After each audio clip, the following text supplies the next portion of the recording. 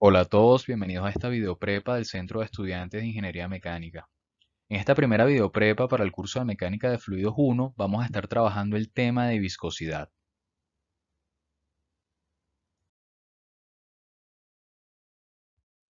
El ejercicio que vamos a resolver nos presenta una suerte de cojinete en el cual tenemos un eje girando a una velocidad angular constante de 5000 RPM. El extremo de este eje tiene forma de cono, tiene una forma cónica y se encuentra girando sobre una base fija. Y este pequeño espacio, esta holgura, juego que existe entre el eje y la base se llena con un aceite de viscosidad dinámica μ, cuya magnitud conocemos. Se nos solicita entonces calcular el torque que ejerce el aceite sobre el eje, es decir, ese torque que se opone al giro, al movimiento del eje. Este es un ejercicio extraído del libro de Fundamentos de Mecánica de Fluidos de Munson.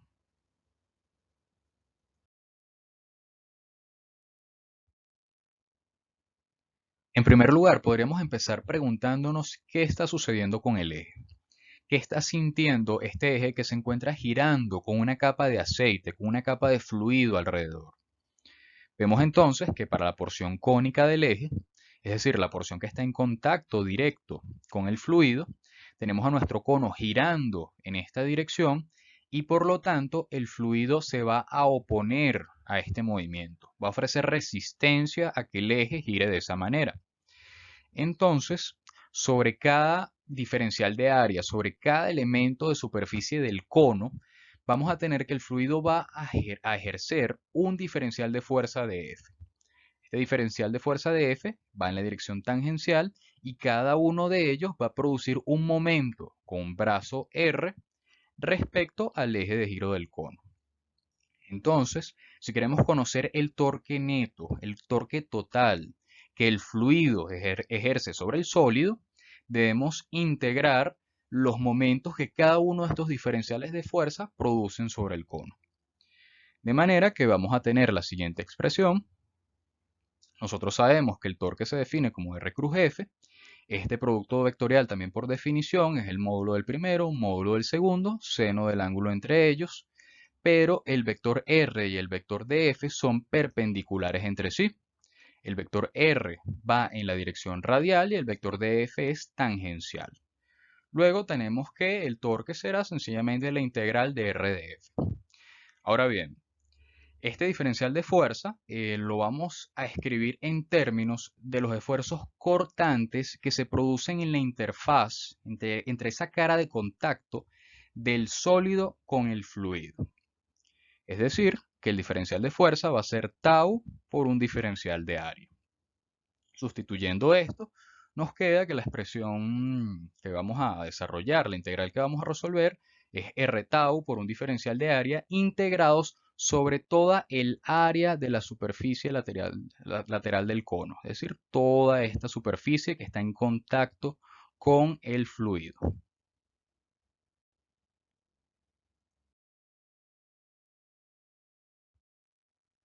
Vamos a ver ahora qué es lo que está ocurriendo del lado del fluido. Y para eso vamos a imaginar que hacemos un corte transversal del dibujo del ejercicio. Y luego ese corte lo vemos desde arriba. Es lo que tenemos aquí representado, una vista superior del corte. En el lado izquierdo tenemos al cono. El cono se encuentra moviéndose, se encuentra girando en esta dirección. Mientras que del lado derecho tenemos la base estacionaria, la base fija. Y en medio, obviamente, tenemos la holgura que se encuentra llena de aceite. Habíamos dicho que nuestra atención se iba a centrar en los esfuerzos cortantes que se producen en esta interfaz, en esta zona de contacto entre el cono y el fluido. El cono al moverse produce esfuerzos cortantes sobre la primera capa de fluido con la que se consigue. Y esta primera capa de fluido produce esfuerzos cortantes sobre la siguiente capa de fluido y así sucesivamente. De esta manera, lo que ocurre es un fenómeno de transferencia de la cantidad de movimiento en esta dirección, haciendo que todo el fluido se mueva. Estos esfuerzos cortantes producen deformaciones en el fluido y el fluido se resiste, se opone a las deformaciones tangenciales. Y lo que mide, lo que representa esa oposición del fluido a las deformaciones es la viscosidad, es la propiedad que representa eso. Por lo tanto, lo que está sucediendo aquí es que una capa de fluido empieza a moverse, pero la capa vecina, la capa siguiente a la que está inmediatamente a la derecha, la desacelera. Y eso produce un perfil de velocidades como el que estamos colocando aquí, por ejemplo. Un perfil de velocidades donde este perfil tiene que satisfacer ciertas condiciones de borde. Y en este caso, esas condiciones de borde que va a tener el perfil de velocidades del fluido viene dadas por la condición de no deslizamiento. ¿A qué se refiere la condición de no deslizamiento? Ella lo que quiere decir es que en esta zona donde hay contacto sólido-fluido, la velocidad de ambos en esta zona tiene que ser la misma. Y en esta otra zona donde también hay contacto sólido-fluido, la velocidad de ambos tiene que ser la misma. Eso fija las condiciones de borde del perfil en esos puntos. En el lado izquierdo tenemos que el perfil de velocidades debe valer R omega, porque esa es la velocidad del cono en todos estos puntos. Y en el lado derecho, el perfil de velocidades debe valer 0, porque este es el lado de la base estacionaria. Esta zona está fija, no se encuentra en movimiento.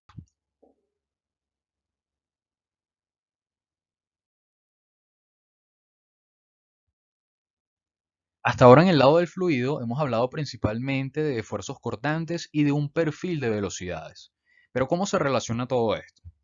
Bueno, existen varias categorías, varias clasificaciones de los fluidos de acuerdo a cómo responden ellos ante los esfuerzos cortantes.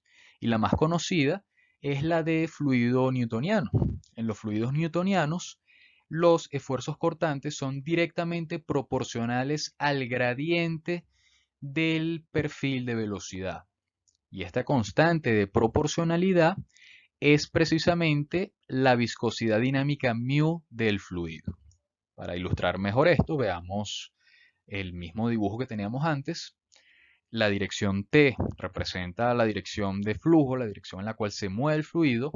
N es la coordenada perpendicular a la dirección de flujo y U de N es el perfil de velocidades. Un perfil de velocidades y la velocidad en cada punto varía de acuerdo a la coordenada N en la cual yo estoy parado. Entonces, los esfuerzos cortantes serán igual a μ por la derivada del perfil respecto a la coordenada n.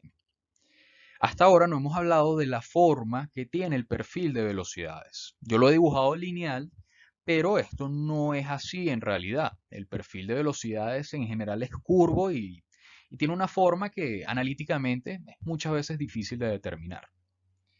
Sin embargo, para este problema y para en general todos los problemas que se harán en este tema de viscosidad, este tema inicial del curso de fluidos 1, se va a hacer la aproximación de perfil lineal de velocidad. El perfil de velocidades va a ser supuesto como lineal. Vamos a asumir que tiene esa forma.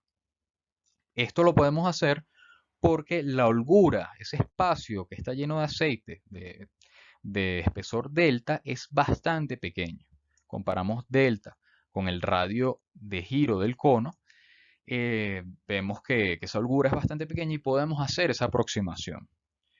Con eso, la derivada que tenemos aquí, esta derivada de u de n, puede aproximarse como una diferencia finita de esta manera, donde S de u va a ser el valor que tiene el perfil de velocidades aquí, que ya habíamos dicho que era R omega por la condición de no deslizamiento, menos el valor que tiene el perfil de velocidades acá, que es 0, también por la condición de no deslizamiento. Es decir, esto es un delta U, un delta de velocidad. Y eso lo dividimos entre un delta espacial. Y ese delta espacial de la coordenada n es este espesor, que es delta minúscula. Con esto sustituimos y nos queda que el esfuerzo cortante es igual a μ r omega entre delta. Y sustituyendo en la expresión del torque total que teníamos antes, vemos que nos queda esta integral que nuevamente tenemos que integrarla sobre toda la superficie del cono, toda la superficie lateral. El único paso que nos falta para poder evaluar la integral es definir el diferencial de área del cono. Veamos que en la integral que ya llevamos hasta ahora tenemos mu, omega y delta, que son constantes, y tenemos r, que es una variable geométrica del cono. Aquí en esta ilustración visualizamos que representa r, r es esta distancia, y esa variable va a ir desde 0 aquí en el vértice hasta r mayúscula aquí en la base del cono. Entonces definimos como superficie diferencial una especie de cinta cónica donde el diferencial de área será 2πr de L, siendo de L este espesor. Si amplificamos esta región, obtenemos un pequeño triángulo que relaciona las distintas variables del cono. Tenemos la altura, tenemos el radio y tenemos la generatriz. Y tenemos el ángulo φ, que es el ángulo de la generatriz del cono, que es el mismo. Aquí por una relación trigonométrica podemos expresar el diferencial de área solamente en términos de la variable r. Escojo la variable r porque ya mi integral ya tiene r aquí y r acá. Yo también hubiese podido escoger otra variable, por ejemplo la variable z, donde z va a variar desde 0 hasta h, donde h sería la altura del cono. Pero eso me daría más trabajo porque tendría que cambiar estas dos r y escribirlas en términos de z. Así que me voy a quedar con la variable r. Sustituyendo esto en el diferencial de área, me da el diferencial de área que necesito, que es exclusivamente en términos de r. Y sustituyendo en la integral, obtenemos finalmente esto, donde ya habíamos dicho que r va de 0 a r mayúscula. Vemos que la mayor parte de la integral son términos constantes y solamente nos queda dentro de la integral la variable r. Integrando, obtenemos finalmente esta expresión algebraica que me permite calcular el torque neto, el torque total que está ejerciendo el aceite sobre el cono.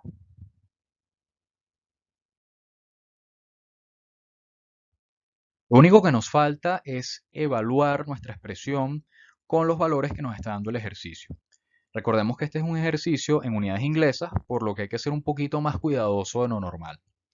En primer lugar, vemos que estas dos de aquí, R y delta, hay que pasarlas de pulgadas a pies, para lo cual simplemente dividimos entre 12 y también tenemos que la velocidad angular está en revoluciones por minuto, por lo que tenemos que pasarla a radianes sobre segundo. Para eso simplemente multiplicamos por 2pi entre 60. Evaluando todo esto en nuestra expresión, obtenemos este valor para el torque que ejerce el aceite sobre el eje, el cual tiene unidades de libra-fuerza por pie. Ahora para resumir qué fue lo que vimos en este ejercicio, tenemos que el eje se encuentra en movimiento, se encuentra girando por la acción de algún agente externo. Puede ser un motor, puede ser cualquier otra cosa, y al moverse el eje, el fluido también se mueve con el eje. Pero ¿qué pasa? El fluido ofrece una resistencia, digamos, viscosa al giro del eje. Y esa resistencia viscosa la cuantificamos por medio de un torque que se opone al giro del eje. Y ese es el torque que hemos calculado.